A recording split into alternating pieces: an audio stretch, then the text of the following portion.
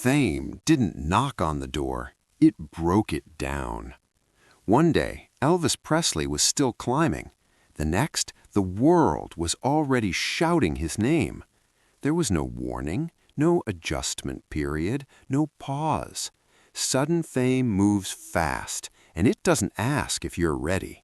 Phones rang nonstop, shows multiplied overnight, crowds grew bigger, louder, wilder.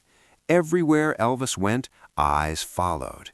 He couldn't walk unnoticed anymore, couldn't sit quietly, couldn't belong to a room without becoming its center. The attention felt unreal. Girls screamed before he sang a note. Some cried, some fainted. Security struggled to hold lines. Adults watched in disbelief.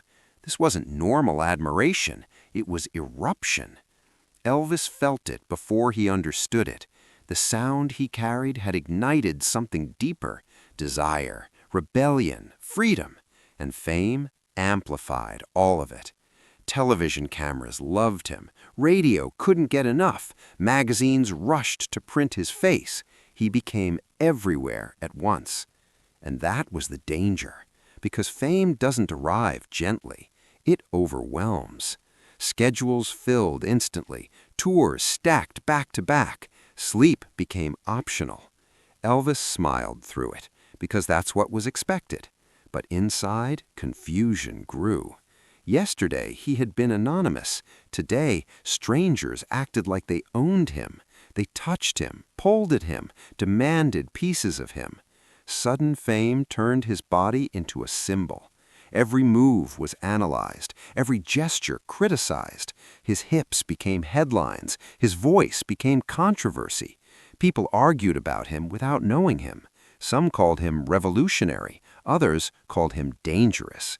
Church leaders warned parents, politicians made statements, and Elvis stood in the middle, young, gifted, and exposed.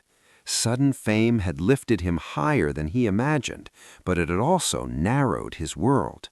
The question wasn't whether he could handle success, it was whether success would allow him to grow, because fame that arrives too fast often freezes people in place, turns moments into expectations, turns freedom into responsibility.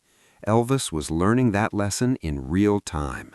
The applause was deafening, the pressure relentless, and beneath it all, a quiet thought formed. If this is what fame feels like, what happens when it demands more?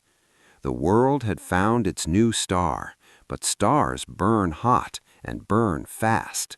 Sudden fame was only the beginning. What came next would test not just Elvis's talent, but his endurance. Because staying famous is often harder than becoming famous, and Elvis Presley was about to discover how heavy the crown can feel when it's placed on your head before you fully understand its weight.